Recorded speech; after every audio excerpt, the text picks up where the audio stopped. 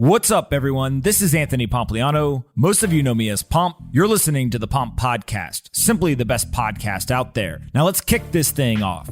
Hey guys, today I've got a really special episode for you. Normally on Saturdays, we release a conversation with Will Clemente talking about Bitcoin, on-chain metrics, and market structure. Today, Will couldn't join me, so I went ahead and I looked at one of the Blockware reports. And what I did is I went through a number of the different charts and analysis they included. But I highly suggest you go look at the entire report. They've been tweeting it out on their various Twitter accounts, so go check that out. Also, at the end of this short episode, I go through a number of the themes that I'm looking for in 2022 as well. Things like regulation, brain drain, and many others. So make sure that you stay paying attention all the way to the end. I hope you enjoy this new episode, but before we get into it, let's first talk about our sponsors. Today's episode is sponsored by NASDAQ-listed BTCS. They're the first U.S. public company to secure many of the top Layer 1 protocols. This quarter, BTCS just launched the beta version of a new digital asset analytics dashboard. From across multiple exchanges, the BTCS Data Analytics Dashboard lets you evaluate your entire portfolio's performance with plans to enable year-end reports and yield earning on your crypto by linking to BTCS staking pools. This groundbreaking dashboard is currently in beta mode. You can test out the BTCS Data Analytics Dashboard now by visiting btcs.com. Again, head over to btcs.com today to check out that brand new Data Analytics Dashboard. I think you'll like what you get there, btcs.com. Next up are my friends over at Fundrise. You all know I believe that the best investors both understand and seek out extreme asymmetry. And Fundrise has a goal of helping you do just that. It's the largest direct-to-investor real estate investment platform out there, giving you the opportunity to achieve upside of an asset class previously reserved for institutions and high net worth individuals. That's right, Fundrise is making high-end private market real estate investing accessible to everyone via an easy-to-use automated platform. They have over 1 million users already that know that an investment with Fundrise is capable of producing strong appreciation returns and income generation while helping to stabilize a diversified portfolio, which is now more important than ever in our inflationary environment. So you can go see for yourself how over 190,000 investors have built a better portfolio with private real estate. It takes just a few minutes to get started with as little as $10. Go to fundrise.com/pomp today. Fundrise.com/pomp today. And for a limited time, get $10 when you place your first investment. That's fundrise.com/pomp. Last but not least, are you looking for a job in the crypto industry? Are you trying to figure out how do you leave legacy technology or finance, but you don't feel like you understand crypto well enough? Well, boy, do I have a solution for you. I have created a brand new training program. We've been running it all year. We've done almost 10 cohorts. We've helped a lot of people get a job. It's a 3-week intensive program. You come in and we do 50 plus events over that 3-week period. There's everything from study groups, discussions, breakouts, deep dives, technical education, and also curriculum that I teach personally. If you want to get educated on Bitcoin and cryptocurrencies and the crypto industry, I highly suggest you go to pompscryptocourse.com. pompscryptocourse.com. You go there. We created the curriculum in hand with many of the leading companies' HR teams within the industry, and we have helped people get jobs at everyone from BlockFi, Coinbase, Gemini, Kraken, Strike, Bitcoin Inc., and many, many others. Head over to pompscryptocourse.com, sign up today, and I'll see you in the next cohort starting in January. Anthony Pompliano runs Pomp Investments. All views of him and the guests on his podcast are solely their opinions and do not reflect the opinions of Pomp Investments. You should not treat any opinion expressed by Pomp or his guests as a specific inducement to make a particular investment or follow a particular strategy, but only as an expression of his personal opinion. This podcast is for informational purposes only. Hey guys, what's up? Every Saturday I sit down with Will Clemente from Blockware, but unfortunately he couldn't join us this week. So I thought what would be really interesting was to go through the recent Blockware 2021 update that they put out. It's a great piece of information, and I highly suggest you go and you read it. They went through everything from Q1 to Q2 to Q3 to Q4, and then also included a 2022 market outlook. So I'm going to go through the charts that they included in that 2022 market outlook, and then I suggest that you go back and you read the rest of what they included in this report. So first, let's start with the actual price of Bitcoin. What we saw, obviously, throughout the year was that Bitcoin's price rose, and then it fell in the summer, and then it came flying back, and now we're sitting somewhere in the mid 40,000s. And so, of course, there's a confirmation of the immediate term trend, and it's likely to play out early into the first quarter of 2022, according to Will and the team. And this is signified by Bitcoin either breaking out above $53,000 or below $42,000. And so ultimately, I think that is what we're watching for from a price standpoint, is are we going to see over 53 or under 42? But price is obviously not the only thing worth paying attention to in this market going into the new year. There's lots of other things, you can call them fundamentals, if you will, that you should be paying attention to.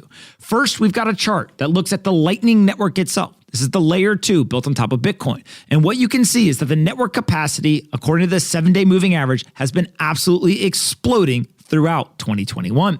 And so the expectation from Blockware is that they expect to see continued growth of the Lightning Network and expand the monetary properties of Bitcoin from being solely a store of value to being an effective medium of exchange as well. The Lightning Network is a big piece of that. So I tend to agree with them that that is what we should expect to happen. We're obviously right now are sitting right around an all-time high of the Lightning Network capacity. And so ultimately, there's no reason, in my opinion, why that trend won't simply continue into the new year.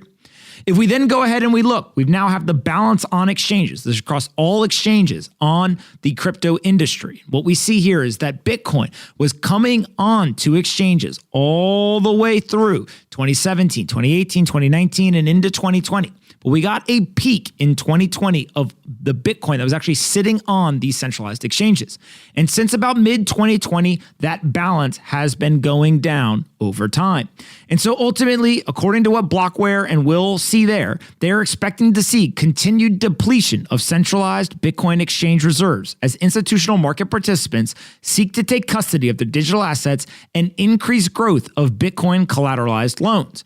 So ultimately, their thought process is that the number of Bitcoin sitting on these exchanges is going to go down over time. Some of that's because people want to take custody of their assets. Some of it's also because they want to take it off the exchange and use it for loans. And some of it, frankly, may just be that people don't want to sell. And so leaving it on this exchange just has higher risk, and they simply want to just hold on to it themselves.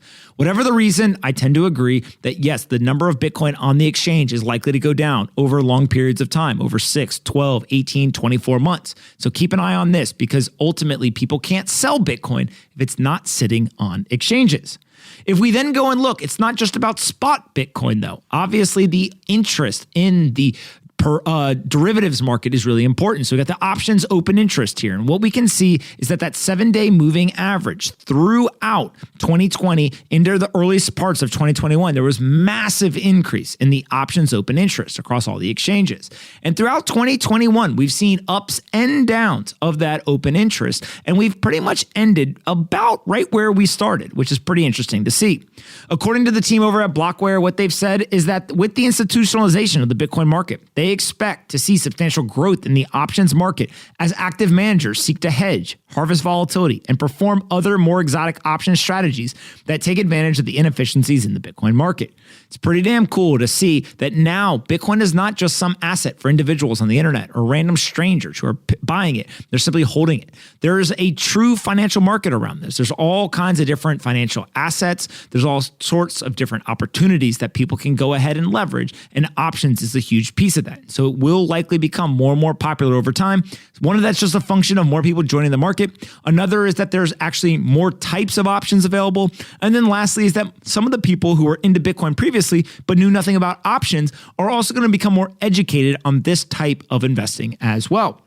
If we then go and we look at the actual Bitcoin issuance, it's the next thing in this report, they can see that, however, there is one thing for sure, regardless of what you think is going to happen in the Lightning Network, regardless of what you think is going to happen in terms of options, interest, or spot market, the supply issuance won't change, and Bitcoin will keep pumping out blocks regularly every 10 minutes.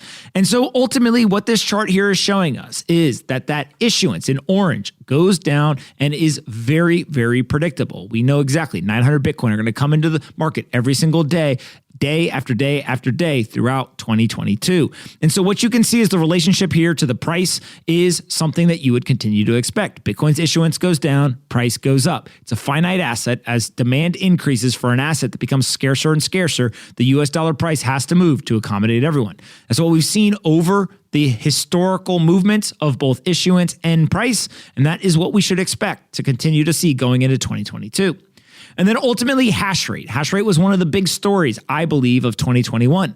Obviously, in May of 2021, we saw China go ahead and ban mining in the country. They had about 60% of all Bitcoin mining within their borders at the time. And so hash rate dropped. In some cases, it looks like it dropped almost 50% or so, and then ultimately came roaring back to close out the year, hitting another all-time high.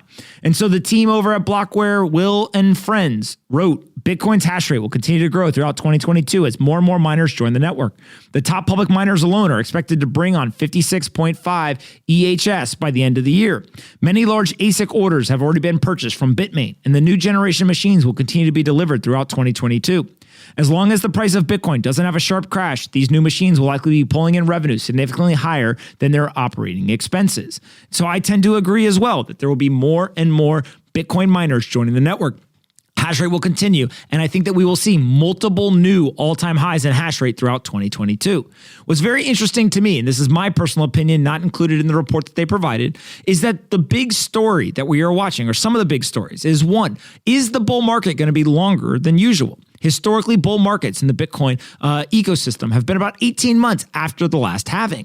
But now what we've seen is we've now been about 18 months since the last halving, and there's a lot of people who still think that the bull market is going to continue. If that occurs going into Q1 or Q2 of 2022, I think a lot of people will start to buy into the idea that the bull market is actually going to get longer and longer as we get more and more adoption. That would make sense. On top of that, there's another storyline around Bitcoin and the 10-year treasury yield. Obviously, people think that that treasury yield is inversely related to all sorts of risk assets. So you would expect as the interest rates or treasury yields go up, then all of a sudden tech stocks and other risk-on assets would sell off. Inverse relationship. But there are a number of weeks in the month of December where the Bitcoin price has been tracking almost lockstep with the 10-year treasury yield. And so if that was to continue into 2022 and we actually saw interest rates get moved up and the yields go up, could Bitcoin's price go up as well? That, in my opinion, would be a narrative violation. Many people expect that Bitcoin would sell off if interest rates rise. But in some crazy way, maybe that's not the case. And so that's something to watch. I don't know what the answer is, but that's something that I'm watching going into the new year. A third theme that I'm thinking about going into the new year is that there is a brain drain on legacy Wall Street and Silicon Valley. There are tons and tons of talented people, both young and older, that are leaving their legacy jobs at corporations or startups and saying, I want to go to the frontier. I want to go where the innovation is happening. I want to go where the experimentation is occurring. And they are leaving in droves to go into the Bitcoin and crypto market. And so that brain drain of both legacy tech and finance, I think, is only going to accelerate. Some of those legacy corporations will get into the crypto industry and they'll start adopting some of these technologies and they will try to keep their talent that way. But others are simply going to throw up their hands and say, we can't pay these people enough. We can't keep them here. So we're just going to have to lose them. But the brain drain will only accelerate going into the new year.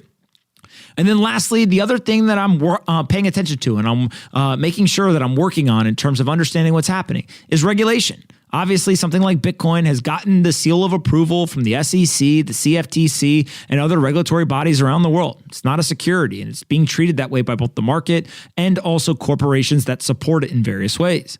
But there's a lot of questions about other types of assets, about other types of smart contract platforms, or other types of technology that's been built in the industry. What are regulators going to say about that? Are they legal? Are they not legal? Are they legal within certain variations to the existing rules? Do only the existing rules apply with no variations? How do you enforce the rules when it comes to things that have decentralization? You can't actually put a smart contract in jail, or you can't fine it. In some cases, you can't even shut it down. What do you do to actually enforce the rules once you've decided on the rules? These are all big questions going into 2022 that I don't have the answers to, the regulators don't have the answers to, the multiple market participants don't have the answers to, and neither do the lawyers. Everyone is trying to figure it out in real time. That's part of the excitement, but it's also part of the sober view of making sure that you're paying attention to what regulation is happening in the industry. So ultimately, 2021 was a great year. Bitcoin's up 65% or so for the year. And I think there's a lot of people who previously knew nothing about Bitcoin or cryptocurrencies or other various assets in the industry. Now they're participating. Now they're buying and selling the assets. They're holding them. They're building technology. They're building companies and projects. And I think that the more smart people, the more capital we can get into the industry, the better. And so if 2021 was a great year, I expect 2022 to be an even better one, because now we have the tailwinds. There's intellectual capital, there's financial capital, and ultimately at the frontier, that's where people dream. It's where people dream of building a better world. That's where people dream of actually changing the world. And I think that's exactly what's happening in this industry. So it's exciting. It's fun. I think 2022 is going to be the best one yet. So I'll see you guys in the new year. I hope that you guys enjoyed this little preview, both of what I think is going to happen, but also Will Clemente, the Blockware team, and their report. I highly suggest you go and you go grab that, read through what they saw happening in Q1, Q2, Q3, and Q4 of 2021. 2022 is going to be a fun one, and I can't wait to see you there.